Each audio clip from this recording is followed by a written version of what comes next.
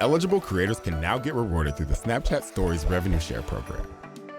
It's simple. Qualifying creators can receive rewards for Stories content on Snapchat. First, how can creators qualify? You must have at least 50,000 followers on your public profile, over 25 million views or 12,000 hours of view time. And finally, you must post at least 10 stories that are each 20 snaps long to your public story. Also, you must be at least 18 years old, be in an eligible country, and of course comply with our program terms and community guidelines. Next, let's walk through how ads revenue sharing works. Enrolled creators will have ads appear between their snaps in their public stories and are eligible to receive payment based on the revenue generated from those ads. Once set up for payments, creators can easily manage their payments in-app. Finally, let's cover some best practices to consider once accepted into the program. Keep your audience engaged by posting long, immersive stories using Snapchat creative tools.